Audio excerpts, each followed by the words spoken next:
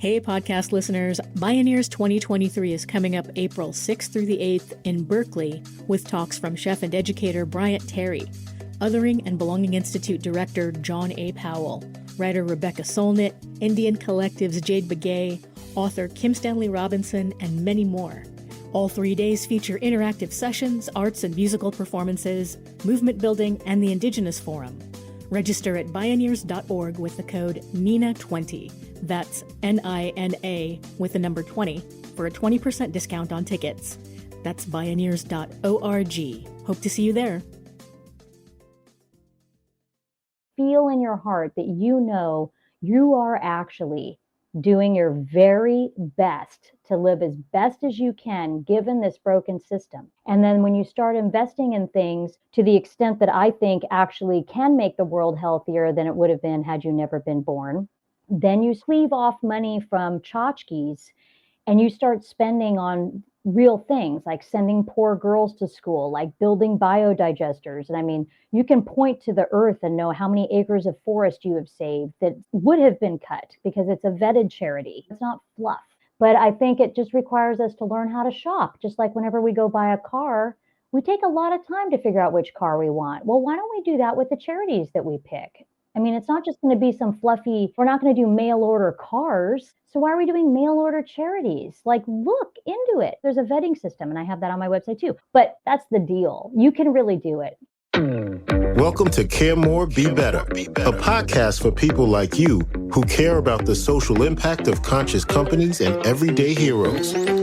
Hear inspiring stories from those who put people and planet before profit and personal gain. You'll learn how you can make a difference, vote with your dollars, and get involved today. Here's your host, Corinna Bellizzi. Hello, fellow do-gooders and friends. I'm your host, Corinna Bellizzi.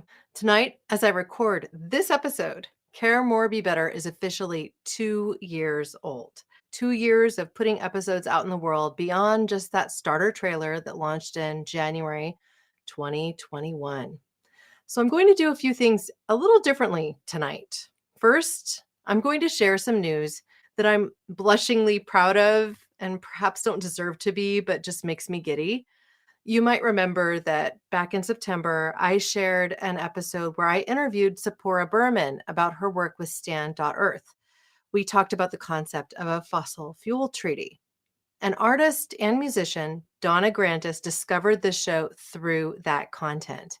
She even asked if she could play clips from the interview on stage in Toronto on October 21st, 2022 at the Canadian Climate Music Summit. Well, she did it. And I didn't know if I'd ever have a chance to hear it or see it myself, but this January, she shared the performance on YouTube. It's amazing. Now, I'm going to link to that content in show notes and share that embedded video of her fantastic performance on the blog page for today's episode. I may even play a clip of that music video as part of this content tonight. If you love rock guitar, you'll want to follow Donna Grantis.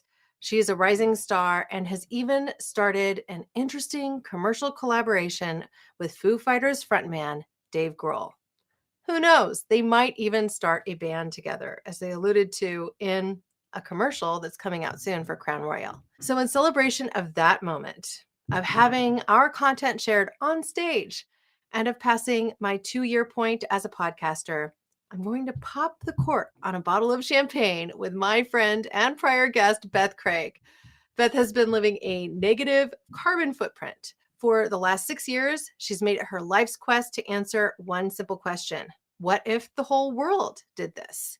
She's discovered that negative is a new positive, and she's here to celebrate with me and talk about cleaning up the carbon footprint of cruise line vacations. Beth Craig, welcome to the show. Hey, thank you so much. It's great to be here. Pop that thing. I know, I have it right here, so I'm going to bring it into frame here. You look adorable. You look so like 1920s.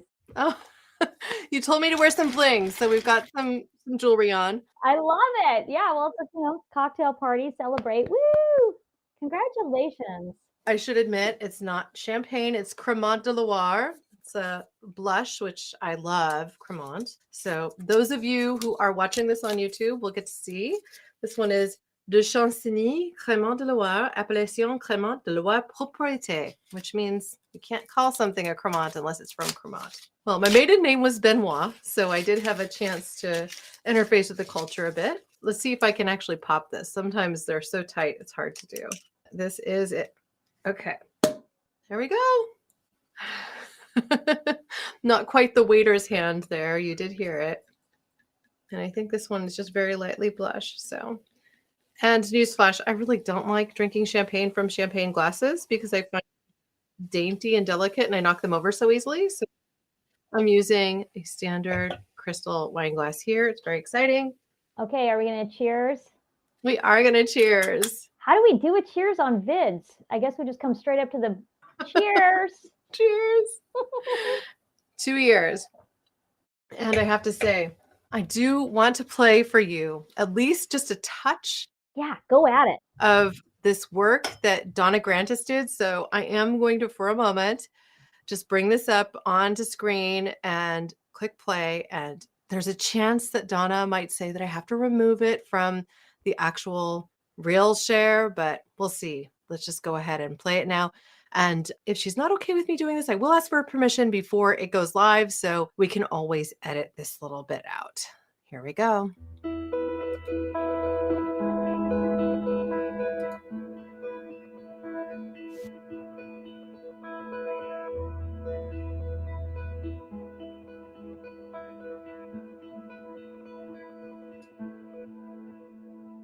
Now we know that if you have more carbon trapped in the atmosphere, that increases the impacts of climate change on the Earth. 86% of the pollution that's trapped in our atmosphere, that's literally creating this sweltering blanket that's changing the Earth, causing floods and storms and the fires and the extreme heat waves. 86% of it comes from 3 things: oil, gas, and coal. Okay, so fossil fuels, I use them every day. We all use them every day. Can we not? Do we have enough? How much is enough? How much should we be using and producing? Who decides when we have enough? And do we have the replacements for all these fossil fuels?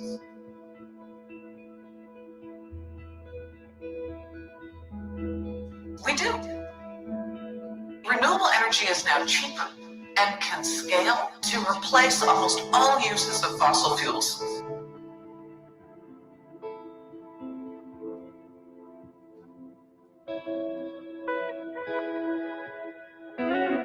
Why are we spending the majority of the world's financial and intellectual and political capital to dig up more of the stuff that we know is hurting us? What we know is that we already have enough fossil fuels above ground or under construction that if we use it, it will take us past 2 degrees, which is kind of a benchmark in climate change, in the climate change world. If we go past 2 degrees, then parts of the planet will be uninhabitable. Millions of people will lose their homes. Thousands of people will die.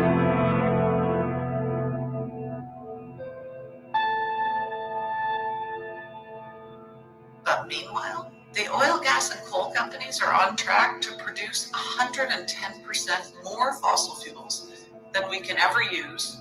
And if we do use them, they'll burn us.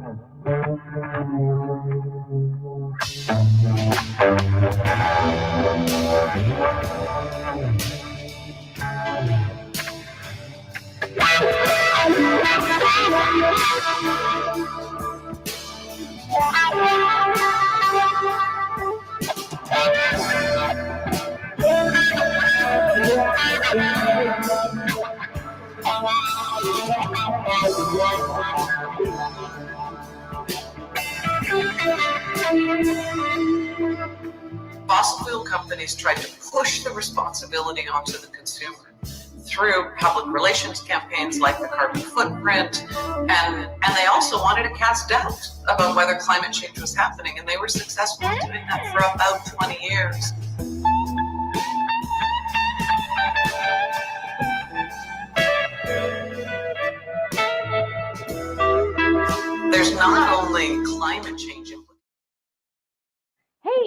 is great music. I can't believe I get to be on the same show with that.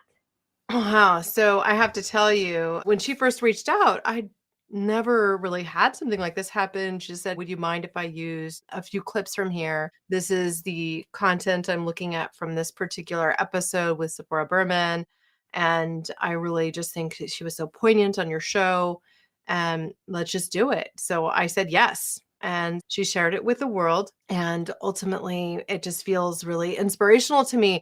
Not only do I love her guitar playing, because my God, she's obviously quite talented. You can hear kind of almost this background jazz musician / maybe inspired by Prince and some Purple Rain in there even. It's just really beautiful. Wow. That's fantastic. Congratulations. You're just becoming a vortex for all this wonderful creativity and movement just in 2 years, Corinna. Just amazing. Well, thank you. So cheers to that. You're bubbly. I think you're drinking cider tonight. Yeah, I just felt like cider. I wanted to actually talk about this whole industry of cruising because you're doing something quite interesting as you are headed out on, is this an annual cruise that you're a part of?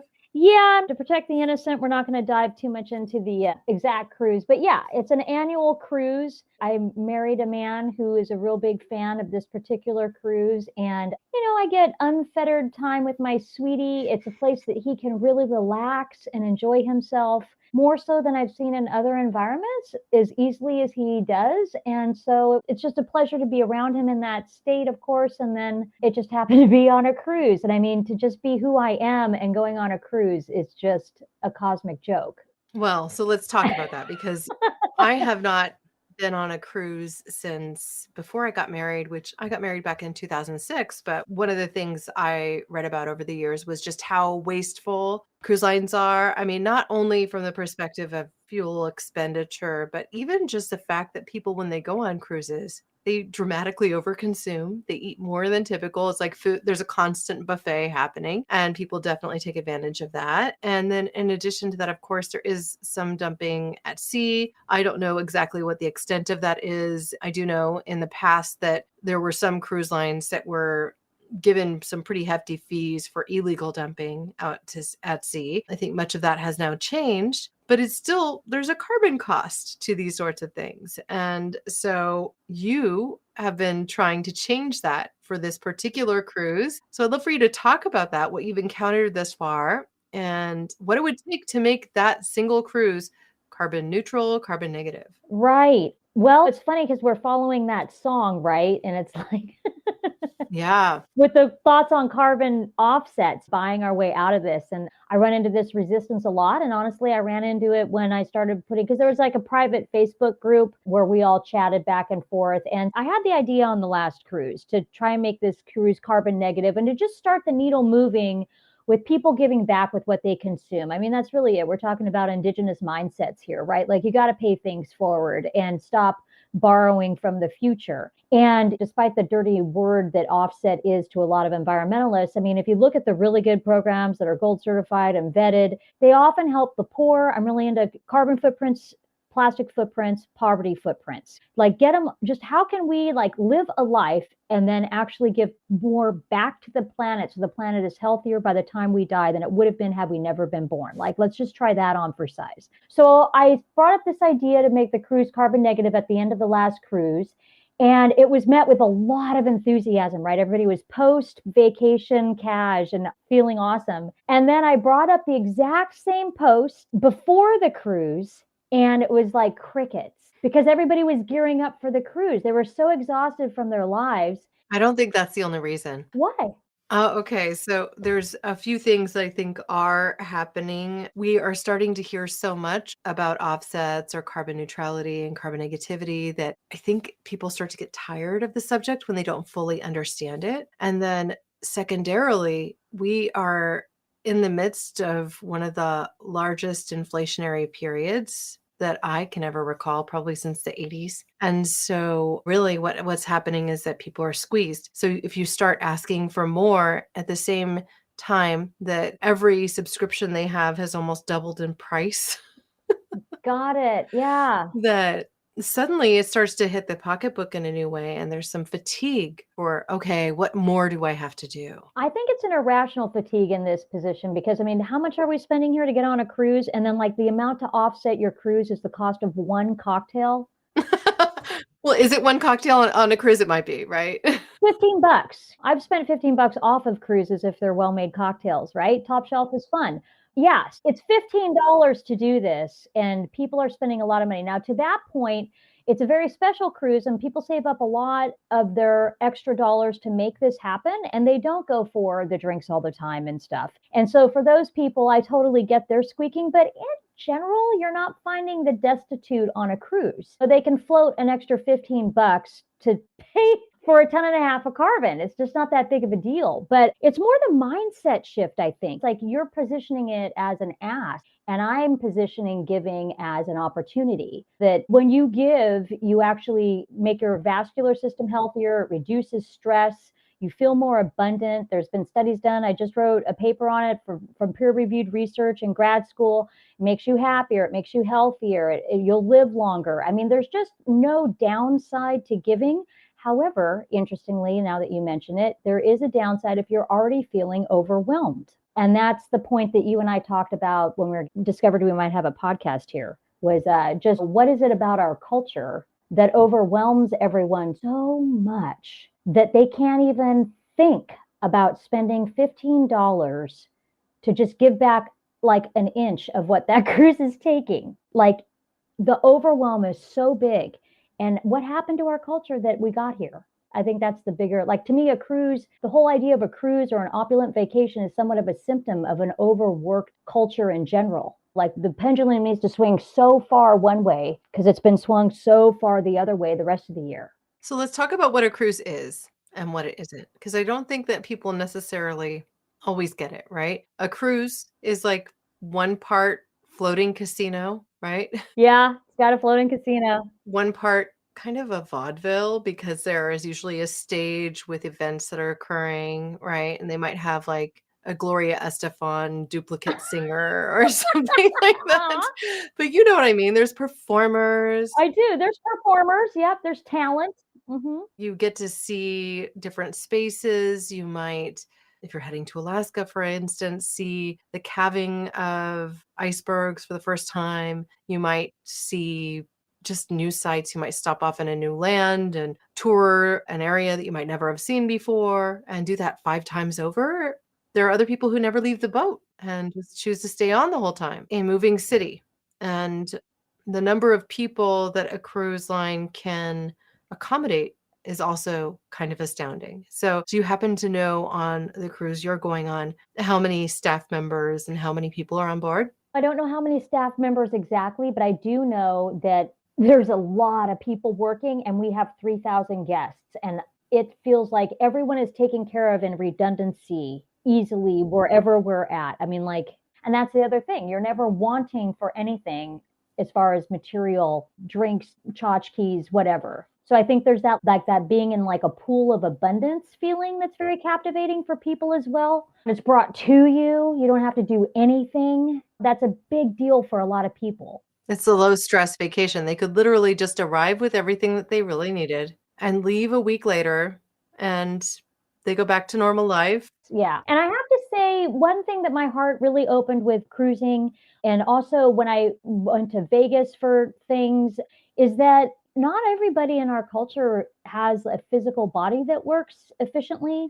And there's people who are not neurotypical and have social anxiety. And all of a sudden, when you create an environment that has kind of like, it's intentionally somewhat homogenified, like it just has like a one focused thing, right? Like a cruise for jazz or a con for whatever. You have all these people who are fans, and then they all gather, and then everyone has something to talk about. They all have a proclivity that goes a certain way in order to be a fan of that culture. And it just breaks down a lot of walls. And then everyone can get on elevators. Everyone has ramps. And otherwise, people who were, not physically, I don't even know what the word to use is, because I don't feel like people are disabled. It's like they just got a different shape this life, and it doesn't go upstairs. Who cares? You know what I mean? But whatever. So you have people who have different physical needs. There we go. Who normally wouldn't get to go out and party with a really big group of people. And they can do it on cruises and other places that seem pretty opulent with ease. Yeah. There's a common interest. Like, for instance, Gene Simmons and Kiss do their own cruise, right? So like a bunch of people that are into Kiss go and cruise with Kiss. Oh my God, that's hilarious. There are so many. Like, there's a cruise for everything. There's plenty for the gay community. There's ones that are set up just for the bare gay community. I mean, you can find whatever your heart's desire really is in a themed cruise, it would seem. In fact, one of my favorite wineries, Vanderheyden Winery, even did a Norwegian Cruise Lines cruise through Europe that only served their wine for their group. And I was just like very tempted to go. It used to be one of my favorite wineries in Napa. Small vintner, really kept it real and made wines the way he liked them. And he basically said, if you don't like them, see you later. Like, that's it. And how awesome that you get to just like gather all your peeps onto your own little world and go to sea. I mean, I can see the allure. It's just, if you look under the boat, if you look at what used to be where your boat docked, and then of course, if you consider what's happening to the air and then the sea life, it's just like, oh my God, right? I mean, we really are, it's like we're kind of in a bubble with our privileged lifestyles anyway. But then you look at a cruise and it's like, just blow that up. Because like the average tonnage for an American is 16, 17 tons. And then a cruise is 1 ton a week. Per person? Yeah. Wow. Okay. So I just wanted to be clear on that. And then, I mean, this is a statistic that you shared on the other podcast episode when I brought you on the first time around. But even a homeless person, they generate how much on average, or I should say unsheltered? So MIT did a study and they found that even if you were homeless or unsheltered, sorry, I think they said homeless back in the day with the study. But anyway, you know, you read it and you just have the words. It's all learning of sensitivity, right? Like we're going to do face plants. So anyway, so they found that somebody would have still an 8.5 ton carbon footprint, like just because of United States infrastructure. And to just give the audience a perspective, if they aren't here already, that's 4 tons is the global average. So an unsheltered person is twice that. And then an American is twice that. And then a cruise, if you stayed on it all year long, is like 3.5 times that. If you did a curve, right, the dots would just go really far with a cruise. It's unbelievable. And that's why it's just so hard. I'm thinking about one thing too, because having been on a cruise, I mean, you even get assigned a cabin steward who cleans your cabin and folds the towels in these really artful displays like a puppy dog or a swan or whatever. And they themselves typically are coming from countries where the living wage is quite low. So I know that you've done a bit of research into this to see, are cruise lines offering a fair wage to their employees, and what does it do for their quality of life? There's a lot of exposés on this stuff, right? And all I know is that I went on a cruise line, and whenever I go out anywhere, I'm always talking to all staff. I love everybody, right? Like I see the owner, I want to talk to that person. The chefs, I always thank them on the way out if it was a great dinner. I talk to maitre d's, I talk to bus staff. I want to know what's the culture of places that I visit, because I'm really into what is the supply chain? How does this work? Are people happy? Do I need to tip extra and just slip it to somebody because they're getting screwed over by the boss? You know what I mean? So when I was on the cruise, I asked around. I asked everyone who I could have a moment with, especially our waiters. And then I would just say, how is this? I mean, is this like a pain in the ass? Are you happy? Like, tell me honestly, because I'm just kind of a curious person. And once I asked, they were like, oh, okay. You know, I'm like, so what's it like? I'm like, well, it's a bummer to be away from our families for these stints. But then the cool thing is we're with our families when we're not on the boat. Well, they're practically like merchant marines that way, right? They do a few months on and then a few months off, right? And they like the lifestyle. A lot of them have like, they'll do this and take a break, but like they have like a real business going on when they're not on the boat, and they pick how to do it seasonally, at least the waiters. And then we haven't really talked with our room stewards as much, but we don't like them to be waiting on us too much. And, you know, we just treat them with a ton of respect. And it's just, but there is this weird thing that I feel like we're fighting, you know, my husband and I are fighting against, because, you know, he used to clean houses for a living. I've been a waiter, a busboy, hostess. Like we've had jobs that are very similar to what the people are doing for us now. And so we kind of like don't want to like be too served in a way. Like we're not those people. You want to tread lightly. Yeah. And also tip heavily. Like, from what I've seen, people are treated really well, at least on this cruise line. And I actually went up to, because, you know, they've got the crazy like amusement parky thing on the top. Okay, so which cruise line is it? Carnival? Is it?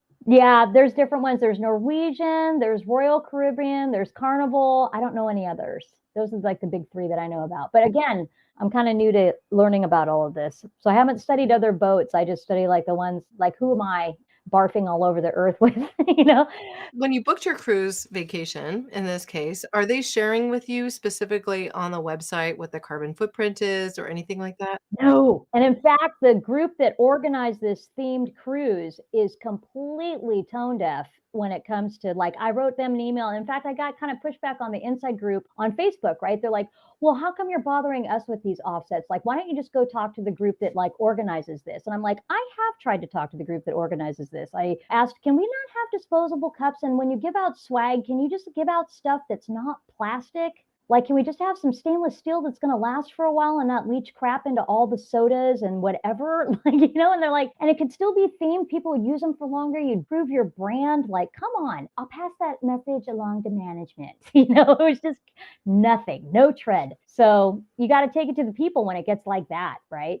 Yeah, absolutely. So that's in that case, you do have to kind of push for the bottom and really work to get more people on your side so that hopefully you can lobby together and get it done. But it sounds like it's a way in the making. So when you save $15 per person to offset, are you working now to collect that resource or fund it in some way? Yeah, well, it's been weird, right? Because there was so much enthusiasm at the end of the last cruise in March. And now I've got this pushback leading up to the cruise. But I have to say, I'm learning how to like write stuff that's more convincing. And I didn't realize this, but my dear friend told me, you know, we have a negative bias when we read emails and texts and posts because we're so negative with ourselves. We often read things critically, like that it's critical of us. And so I realized I could have done a lot more emojis and just made things a lot more chipper in my writing. But I thought I already had this swell off of what happened on the first cruise, and I was just going to ride that wave. But I realized that had tapped out. We were in drought season, and I had to like build the water back up to surf it again. And I don't think I did it quite as yet. But I mean, I'm still going to work that cruise, you know? But yeah, So you make the choice to live a more carbon positive, I think we should say, life. You know, I think it would be helpful for people for you to just share what you do to offset your day to day, because I mean, there is that carbon cost of just existing at this point. yeah, pretty much. And that's what was the rude awakening for me when I started to get into this, when I started to research stuff. So yeah, you can't get away from it. And like, let's say you were carbon negative. I mean, your iPhone still has plastic. You still have rare earth minerals that are dug up by slaves. I mean, it's just the worst. You've got shrimp industry. People have no idea how many slaves they have in their pipeline. Like, I'm pretty green. I buy like everything used, blah, blah, blah, check all the boxes. And I have 28 slaves, according to a slave calculator in my pipeline. So talk about the slave calculator because it sounds dismal, but I think people need to know. Well, they do a beautiful job on their graphics. It's a little bit clunky. I've had like some students had a hard time. Got to play around with which works for you, your phone, the laptop, the desktop, the tablet. So it's got a little kludginess there, but we can link that in the notes. I can't remember the exact name. It's on my website. But once I realized like I have 28 slaves, like other people may have a hard time, but I know that I give to help poverty. And it doesn't, and often the word offset just got such a bad name. And it's true, the oil companies did push down the responsibility, but let's face it, I mean, they couldn't sell a drop if we didn't have the demand for it. So we have to look in the mirror a little bit and take some ownership here. And I know systemically we've got some crap, but like, what if everybody did start reversing their carbon footprint, like 30 tons a year, donating to not-for-profits? What would that do to the economy? That's why it's own it economics. You don't just buy something, you own it. And then how is that going to affect the global economy?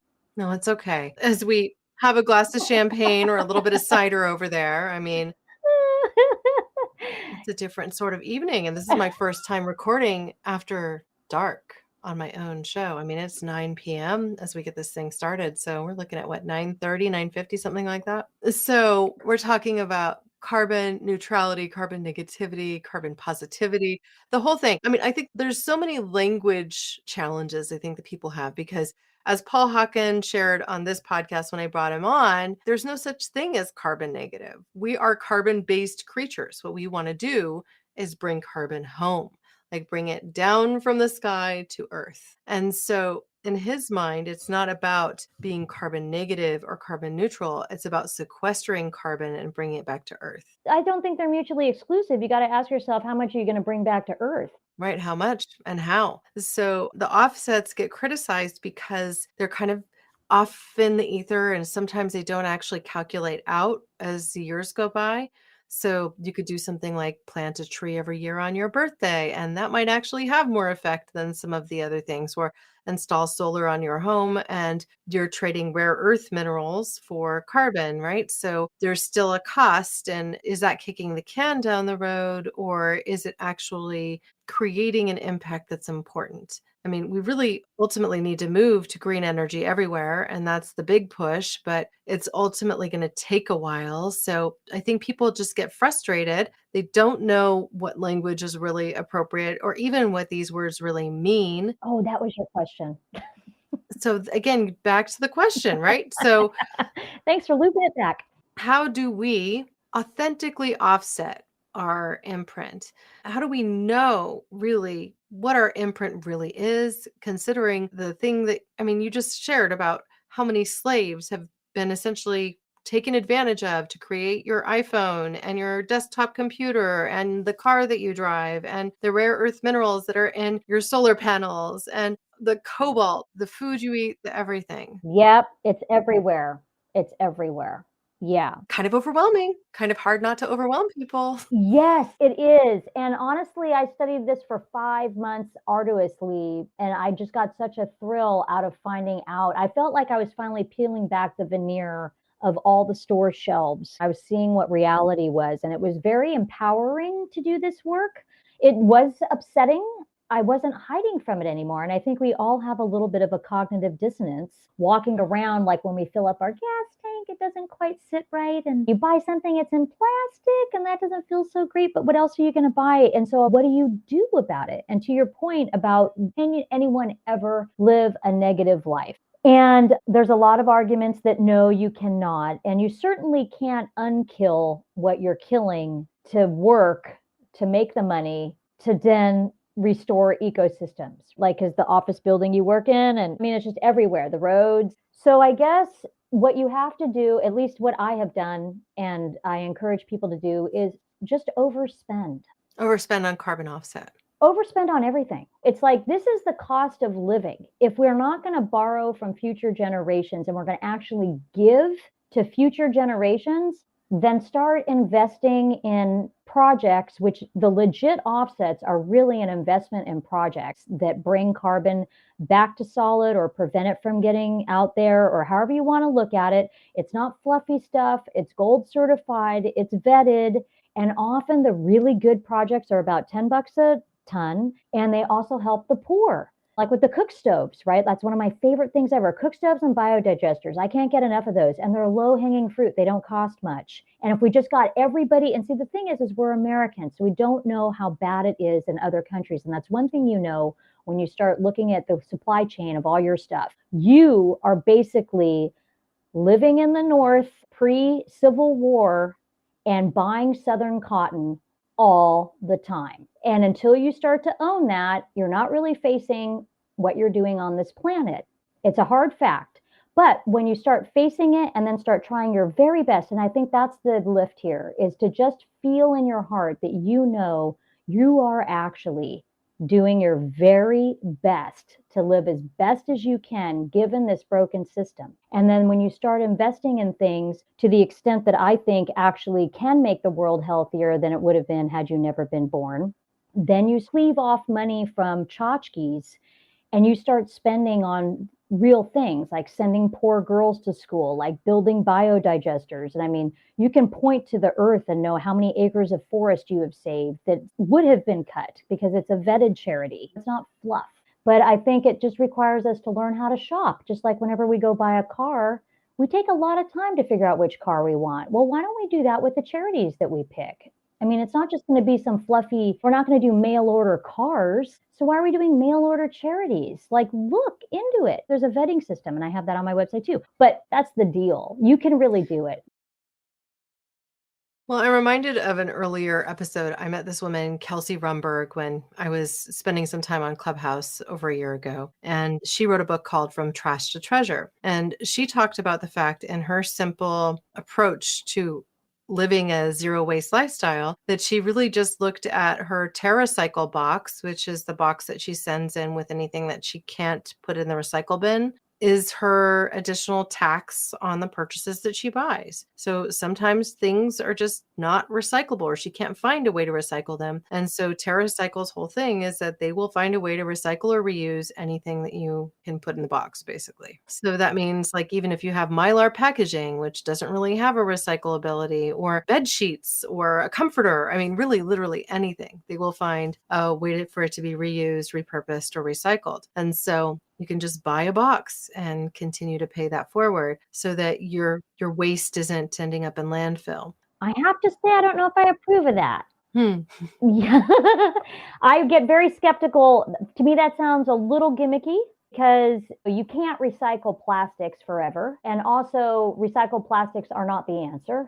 You're screwing over the earth anytime you bring new plastics into the pipeline, and you can't use recycled plastics without new plastics. Yeah, and I know TerraCycle, and you can also drop a bunch of bags off at places. And a lot of times that gets put into this construction material that they use for benches. It's like this compressed I'm talking about. Then rain falls on that, on all the toxins that went into the plastic to make those shapes. Then that falls on the ground. So either way, the plastic is going to have to be, it's going to go into the earth. You're not going to get that to stay in the perpetual loop of mankind and never touch the ground. So we're thinking here about like just reducing your waste overall. I mean, I'm committed to reducing plastic use. I even started only buying yogurt if I was buying it at the store in glass containers. Yeah. And then there are a few brands that are now doing that and reusing the glass cups as cups for our kids, because it's just glass, right? And then we are also using them to make candles for people at holidays and to give as presents. So we just make the candles ourselves and we supply them to our friends and family. It's just a new and different way to actually put them into second use. So we've yet to recycle really any of them. So it goes to show we don't need a ton of yogurt, obviously. It is a treat that we have from time to time. Yeah. So I think being mindful of your waste. I did also connect with Stephanie Safarian. I've interviewed her on this podcast as well. You've interviewed on her show. I've interviewed on her show, but she has a show called Sustainable Minimalist. And she just says all plastic stops at the door. Like kids come back from a kid birthday party, it does not come in the house. If she goes to a kid's birthday party and they have plastic tchotchkes that they're giving out to everybody, she has a little mindful moment and tells the mom that maybe they didn't need to do that after all. So there's just some small things that we can each do to try and shift what is the norm, because so often people just say, oh, well, this is what's expected of me. So I'm going to go to the dollar store and buy a bunch of cheap plastic crap, throw it in a bag and give it to kids. And then it's their problem when they leave. Right. No, you're 100% right there. These are all things that we can do differently. All right. So carbon offsets. Okay. You said it's about $10 per thousand. $10 per ton. Per ton. Yeah. 2,204.2 is the metric ton, or 206.4. Anyway, it's over 2,000. It's not perfect. So an average person over the course of the year would be putting how much aside for these offsets? Well, it's basically 50 cents a day. We're not talking about a bank breaking money here. No, I mean, you should go do a carbon calculator, see what your nut is. You know, I have one on my website. Sorry to keep plugging my website, but I have tools, right? So can't not have them.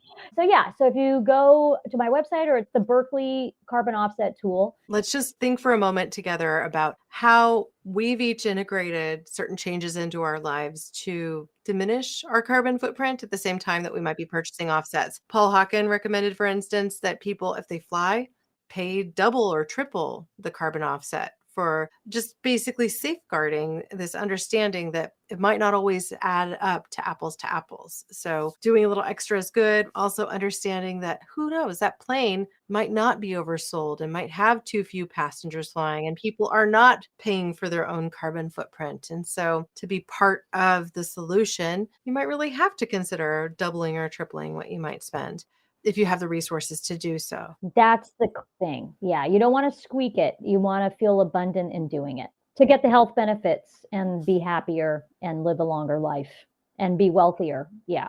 Now, you shared in our earlier interview that by taking this mindset shift and by actually donating what might be considered more of a tithing kind of percentage of your income to the environment or to social causes or to just things that you're passionate about, that you actually were ushering in this sense of abundance, and it created more growth from you in a financial perspective too. So can you talk about that? Sure. So there was a study done by a Kennedy School professor. It's online everywhere if you look it up, but basically giving makes you wealthier. He looked at population. So basically giving money and donating to charities, it's the same generous impulse. So he used math that there's no way I could explain right now. So basically, he equated giving money with giving to charities and then looked at how much people donate their time and their increase in earnings, and then looked at what the money would do with the increase in earnings. Anyway, his nut was if you give away $1, you get 370. If a household gives away $1, you get 375 back in return. That was what he said. Now, to just throw money out and give it is not really what we're talking about here, because that's not really giving. That's just kind of being willy-nilly. I think the connection that I'm looking for, and I think was just understood in his paper, is that you have to feel connected to what you're doing. And I think that's, for me, that's what Taking the Footprint calculators did. It was like, oh my God, I unleashed this on the world by living this life. I better fix this and reverse it, because otherwise I'm a putt. So I felt that in my bones that I was living in a deficit way and I wanted to make it better. And so then, of course, because I'm totally frugal, I wanted to find out what are the best charities and where am I going to get the bang for the buck. So like my connection was getting reinforced all the time, which is great for dopamine, by the way. And then you get kind of this self-confidence back where you had like every time you have cognitive dissonance, when you act on that and give, you're actually creating competence and empowerment instead of this feeling, this chafing with the way the society is and it's broken. It's like, well, it may be broken, but I ain't broken, like I'm doing my best.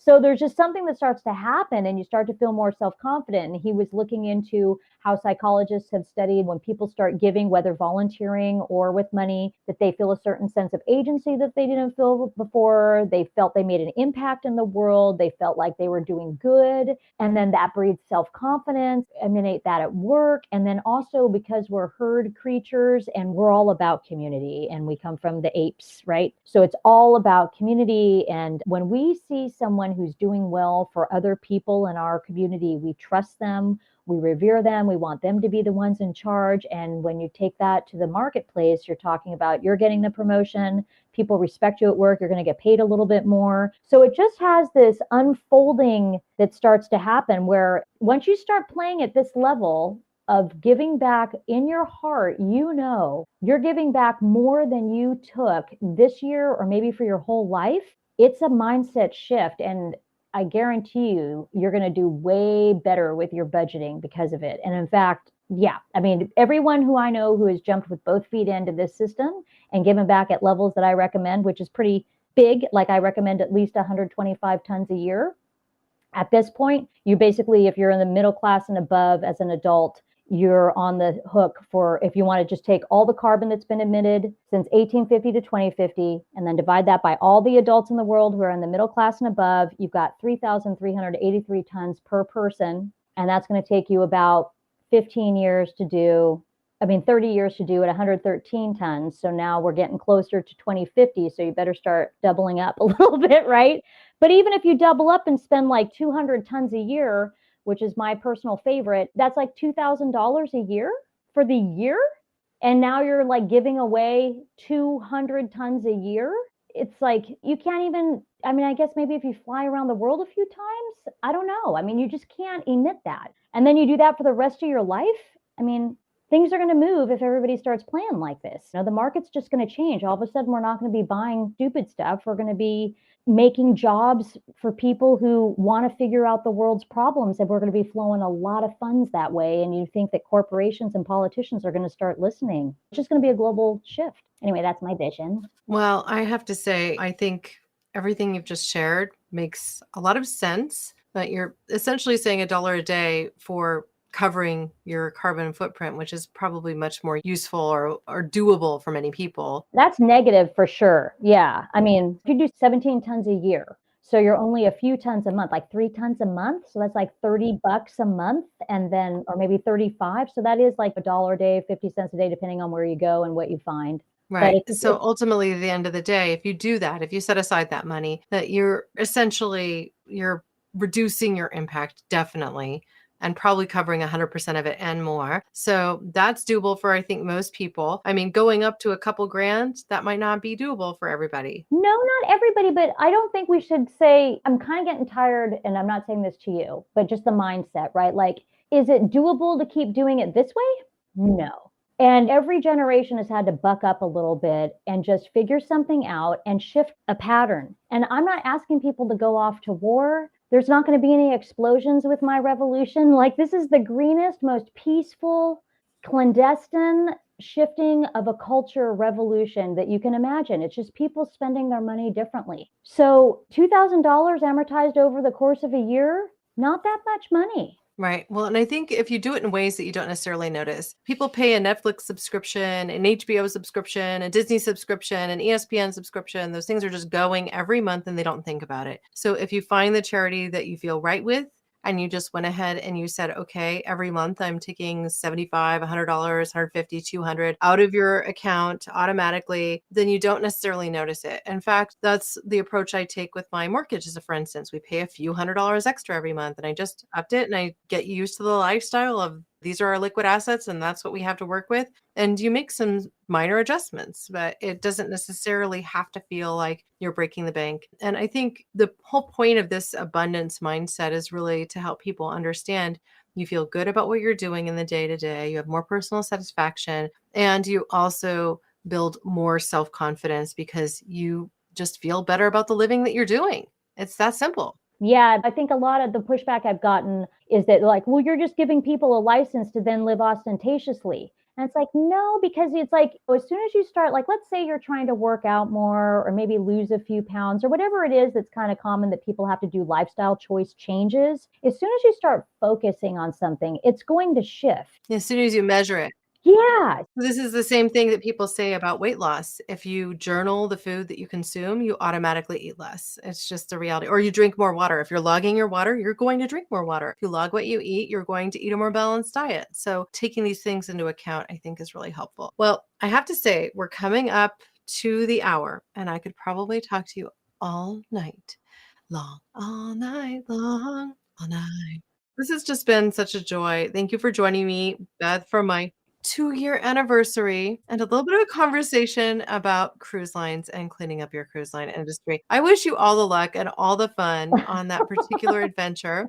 I hope that you're able to convince people to pony up that cocktail expense, each and every single one of them, to help make it a carbon neutral cruise. That would be newsworthy. You could get a press release out of that one. Well, that's what I was thinking. We would be the first ever to go carbon negative. Like, who wouldn't want to be a part of that culture to even put that stake in the sand? How awesome, right?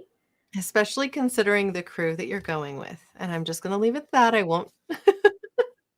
Okay. Well, as you mentioned before, you have some calculators on your website. So I'm going to go ahead and make sure that I do this on the close again. You can find out more about Beth and everything she does to make the world a little bit nicer.